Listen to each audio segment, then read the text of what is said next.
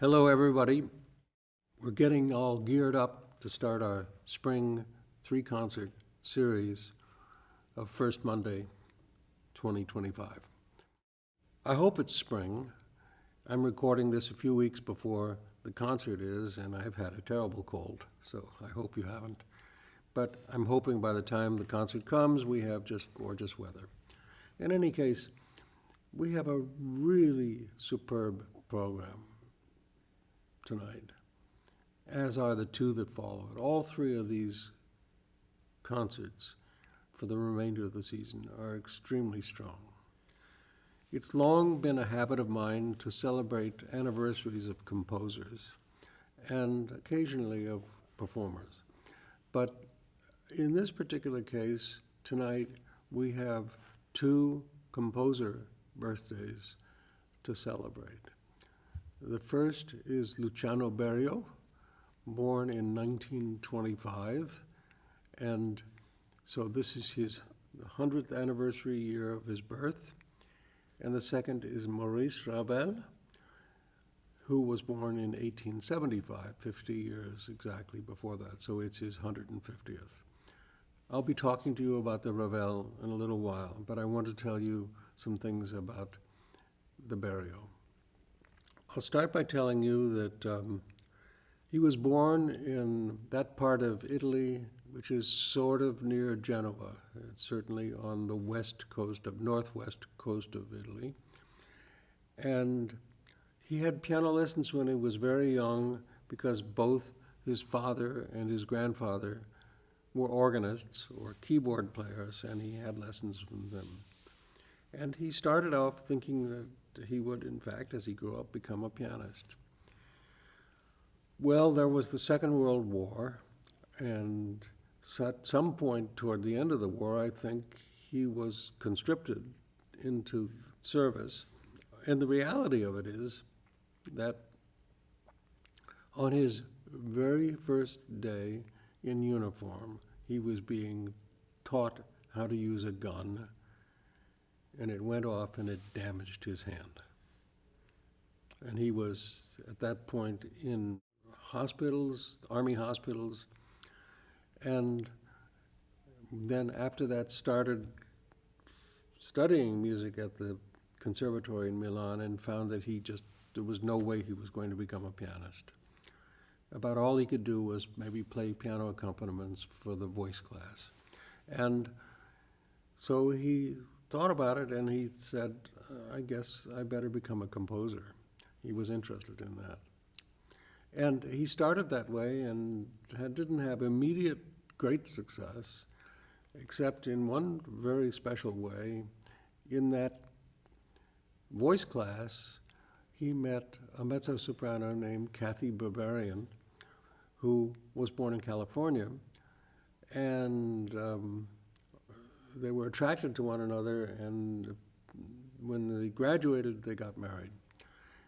Kathy Berberian was a most amazing singer. I met her, I heard her play, and she could do things with a voice that were just not what you'd think a voice is supposed to do. And they fed off of one another, she and her husband, in he creating things for her to do that she could do, and she stimulating him with the things she could do to write music that fitted. So he wrote a lot of music for her. His lifespan as a composer is full of important events, and there's no way in this brief introduction I can cover much of that. I can tell you that he was very interested in Stravinsky, as anybody of that age and at that time would be, that he was interested in voice, as you could guess from his marriage.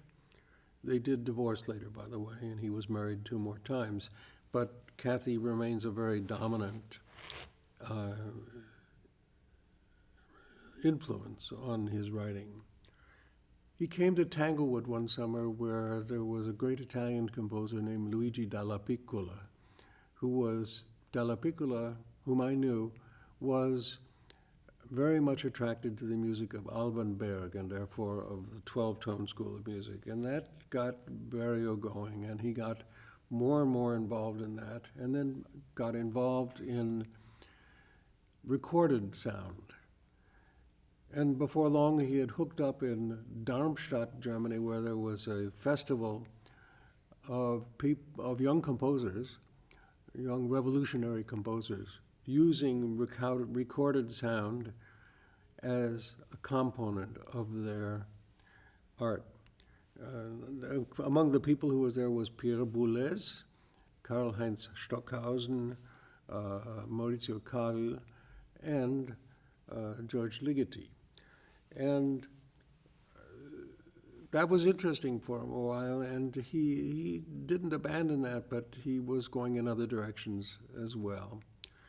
I would say that the piece of his that really put him on the map was called Sinfonia. And that was a very mixed, medium kind of piece. And I could say that after that was written, it was clear he was one of the preeminent composers of the 20th century, of his time.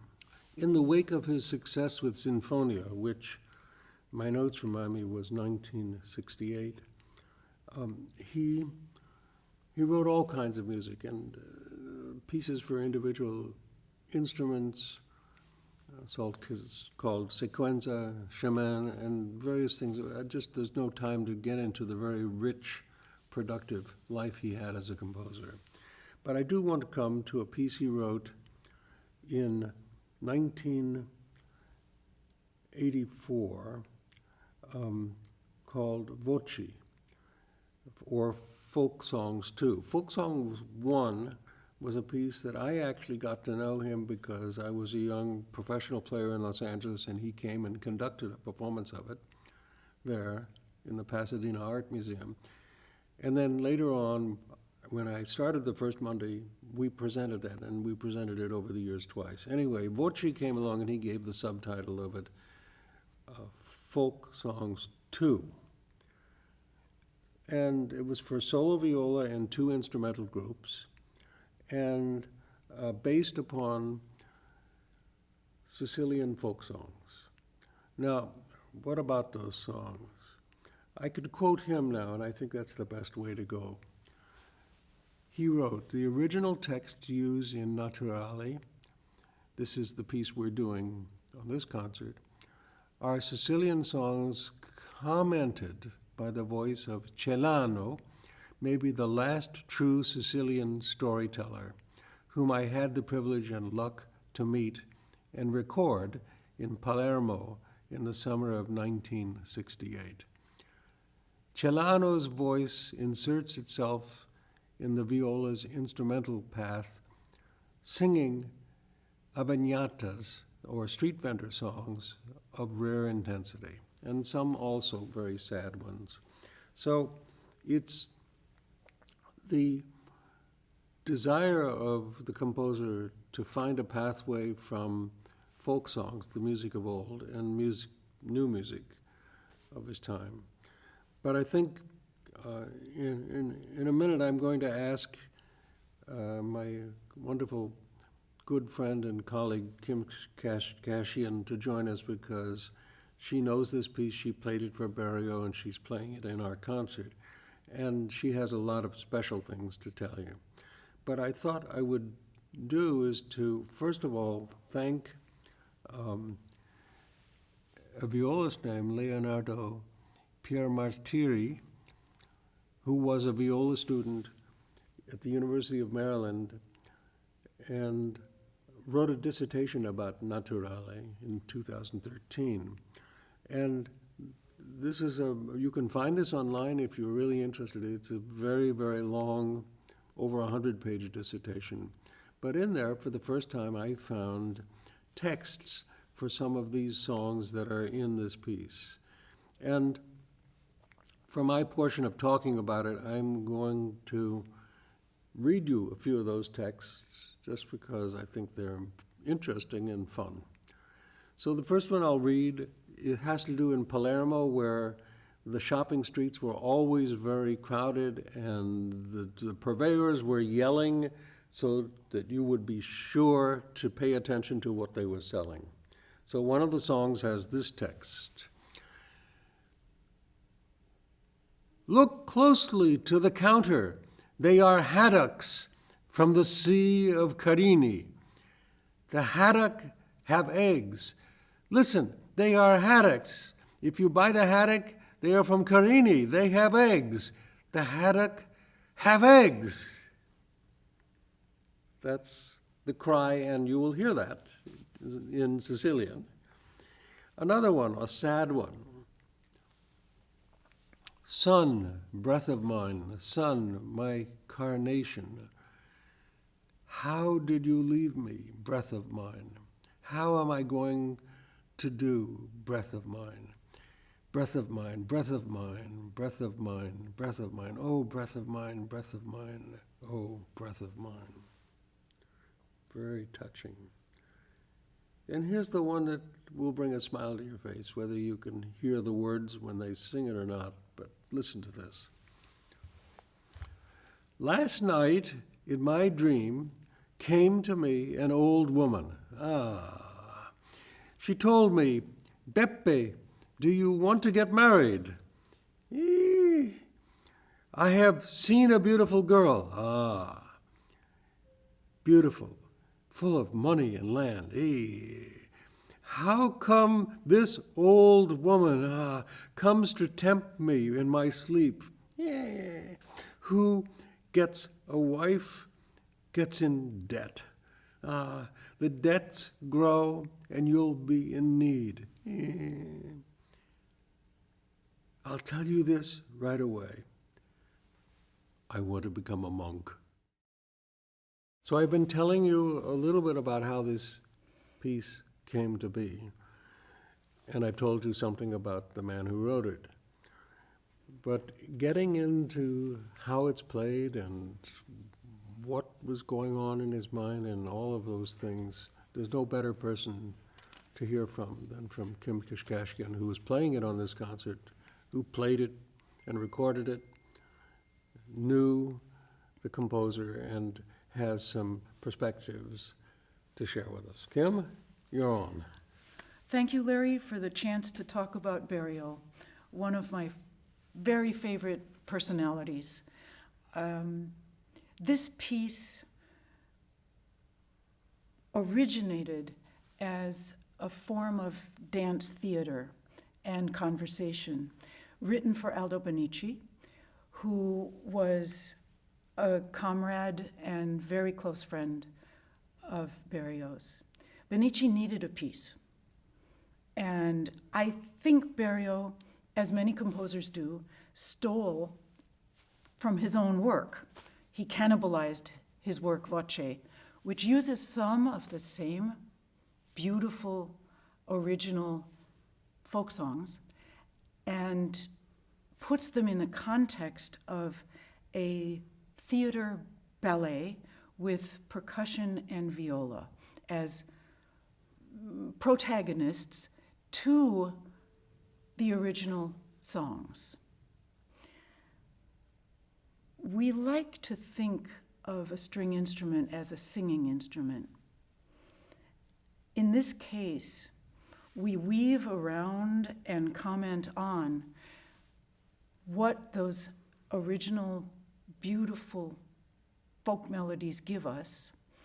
And we are also sometimes counter-protagonists. We create something that will catalyze the next song to appear in the music. So it is definitely a dialogue supported by percussion and sometimes also catalyzed with the percussion element. Berio was happy with the dance version. He was also happy with the staged version.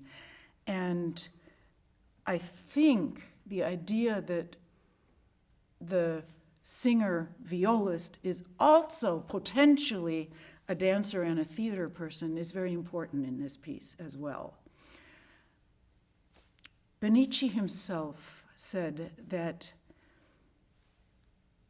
when he started to play the viola, making sonority was his way of talking to God. Now, that coming from a Sicilian who grew up in the Catholic tradition probably means it was a very forgiving way to have a dialogue with God. And I think that we all choose, maybe not God, but someone that we're talking to when we play. That the sounds we make are communicating, but in a way that really has a meaning, has words. And that's why this piece is so meaningful, because the words, the simple folk words, and the complexity of Berio's writing come together and unify in a way that he always wanted to do. He wanted, and I can't quote him exactly, but he says, my goal and my best attempts are utopian, which would bring together the old art form and my new version of music and make them a unity. There are other composers who've tried to do this also, and very successfully, such as Bartók is the example that comes to mind first. But Berio used these songs and did something really extraordinary because they exist by themselves, unadulterated, and there's all this texture woven around them and commentary woven around them and drama that occurs. So I'm really so happy to be able to present this piece.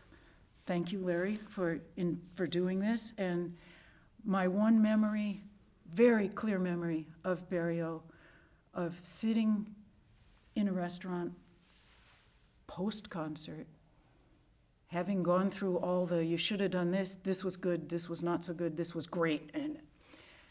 And we had had a few glasses. He started to sing. We were talking about his first wife, Kathy Berberian, for whom he had written a lot.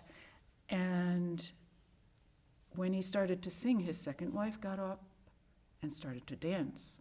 So, of course, I joined in. And there we were, the last clients in the restaurant, having our own little party.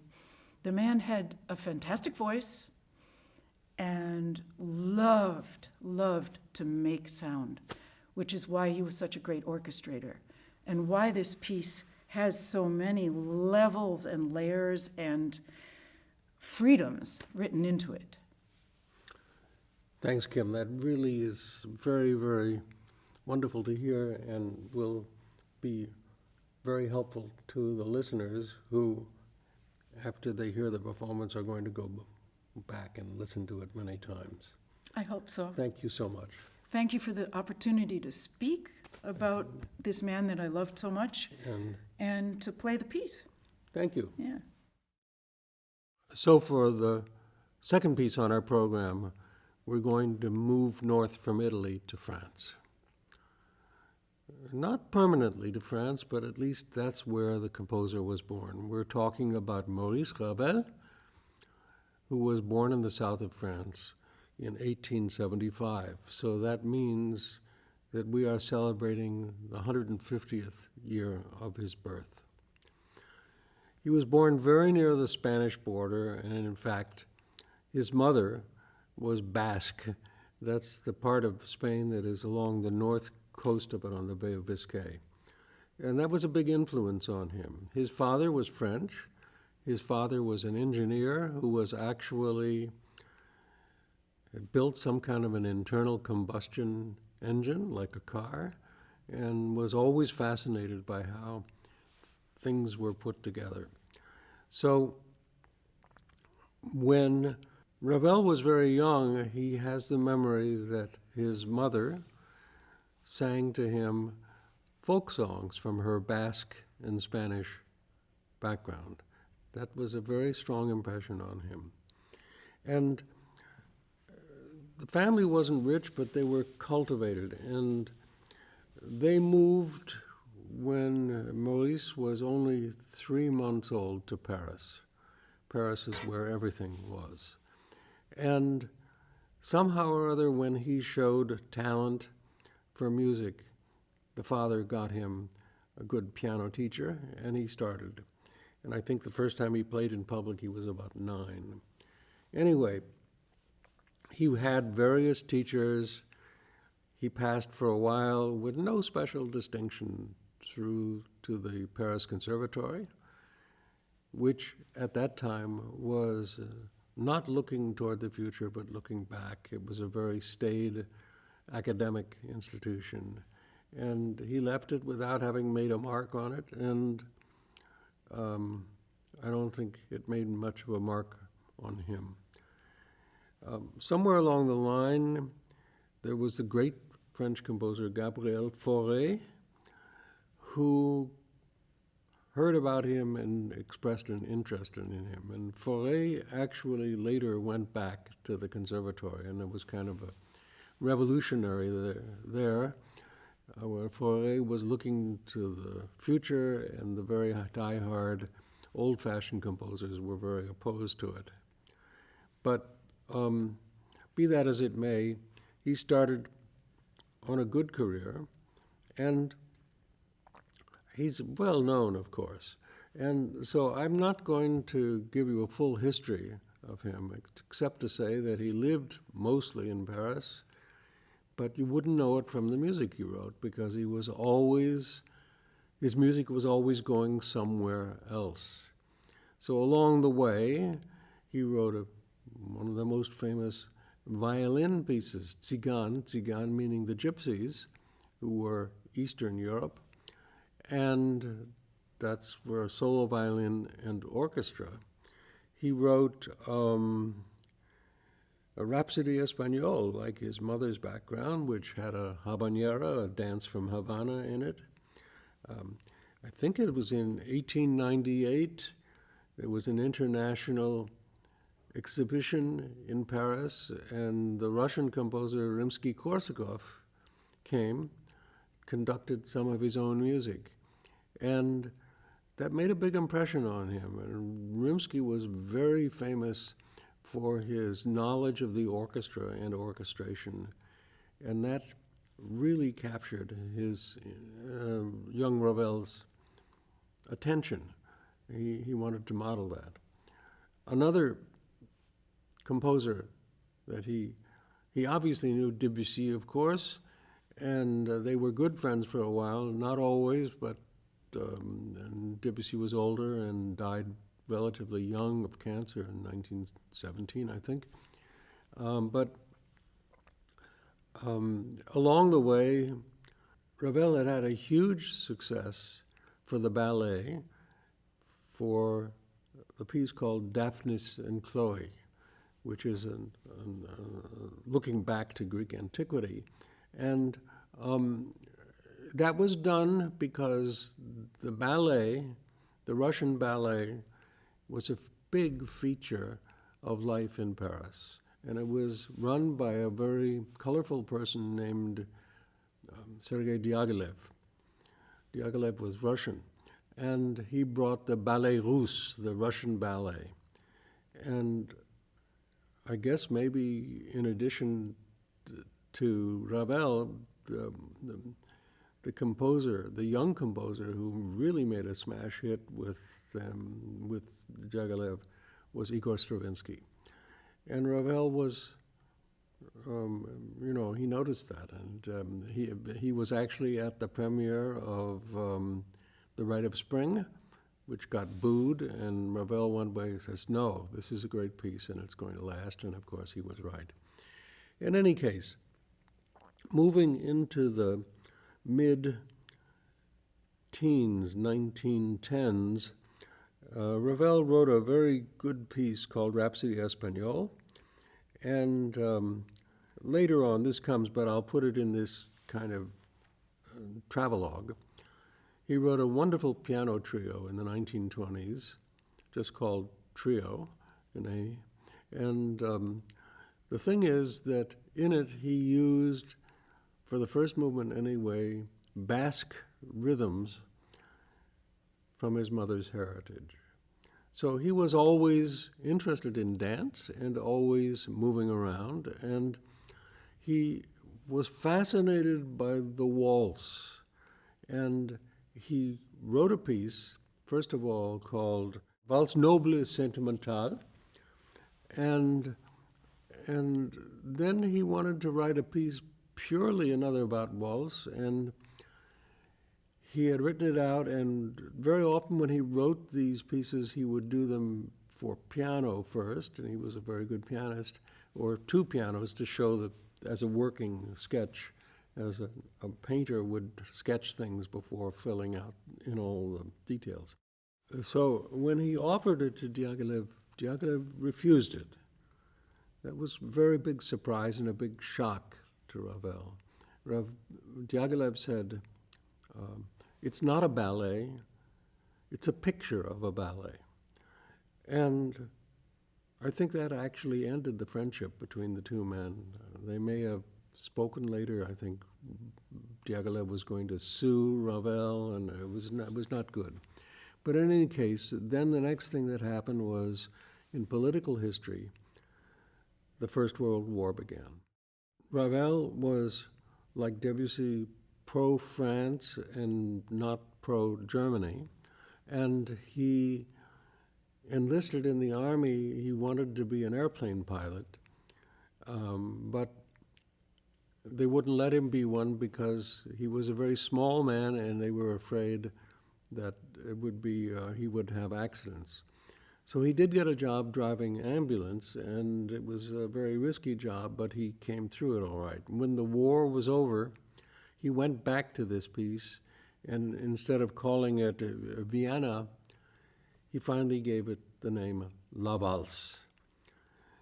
La Valse originally wrote for piano, two pianists, and it is a remarkable piece. And I should go back a second to say that the influence of Rimsky and his great knowledge of coloration from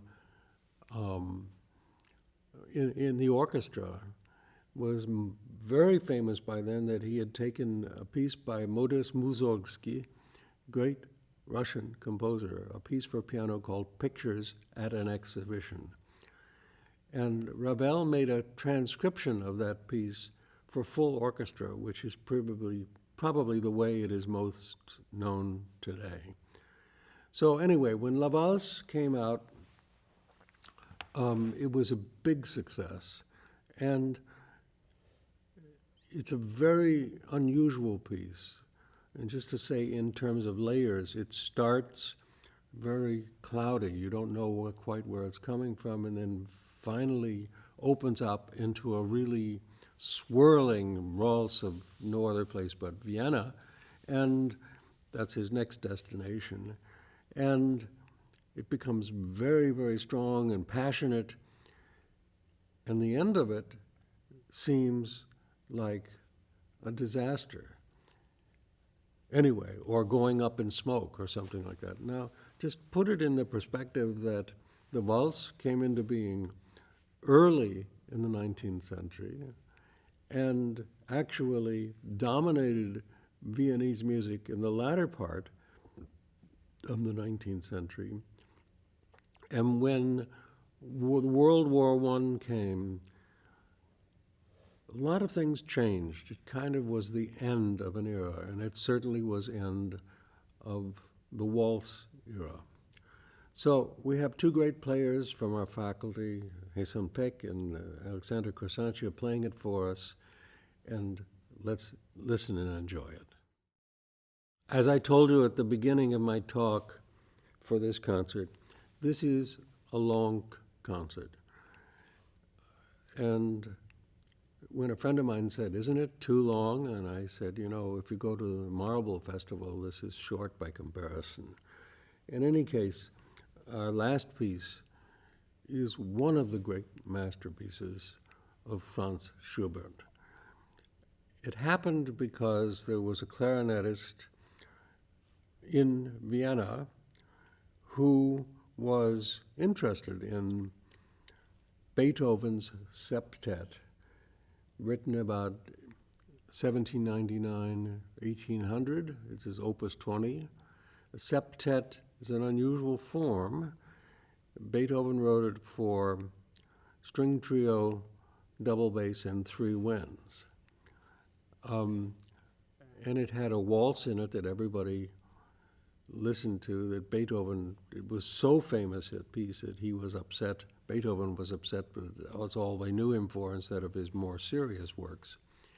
In any case, Franz Schubert, who was 27 years younger than Beethoven, was a true citizen of Vienna. He was born there, he died there. He seldom left. He went to other places nearby, like summertime resort places, and didn't really travel very much. And his life was brutally short. He was born in 1797 and died at the age of 31 in 1828. Anyway, this clarinet player named Ferdinand Troyer was actually working in the entourage of Rudolph, who was the brother of the emperor, and Rudolph later on became known as Archduke Rudolph, and Beethoven wrote his Opus 97 great piano trio for Rudolph, and who actually was his piano student. But Troyer, who was the aide, was a pretty good amateur clarinetist, and he had money. And I think the name of the game for those folks is if somebody commissioned you and they offered you a good fee, that was the way you paid your bills. That's what you did.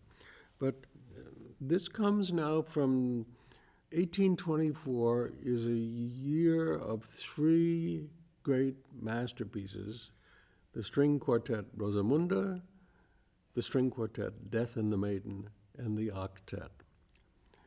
And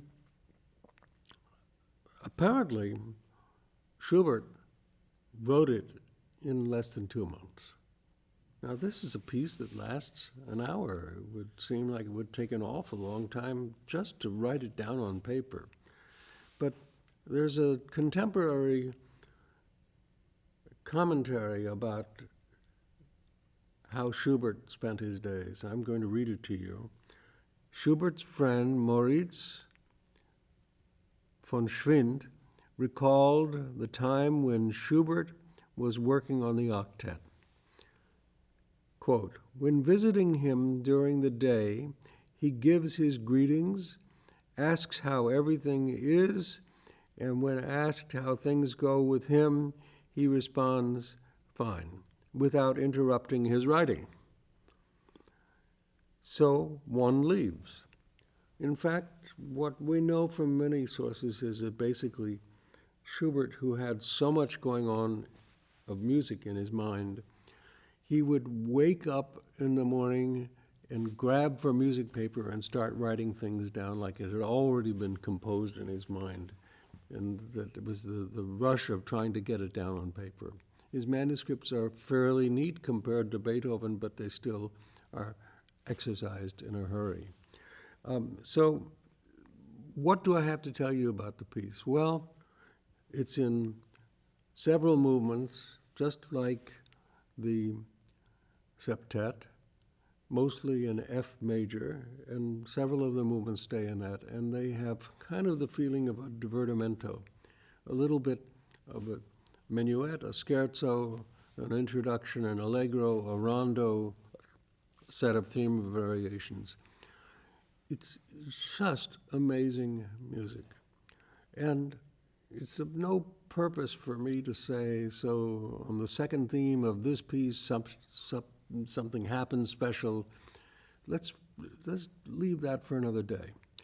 What we really need to do is to celebrate spring and good feelings by just sitting back and taking in this piece. And last thing to say is Beethoven, who came to Vienna in 1792, died there in 1827. Schubert was born in 1797 and died there in 1828.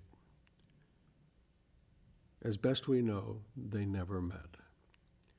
We do know that at Beethoven's funeral, which was a huge event because Beethoven was kind of the greatest composer alive, that Schubert was one of the people who carried a torch in the procession leading to the cemetery. Well, all of that is interesting information, but the truth of it is in the music he wrote. In a year of 3 great masterpieces, countless songs, and many other things, he gave us this, and so let's just enjoy it. I hope you enjoy the concert.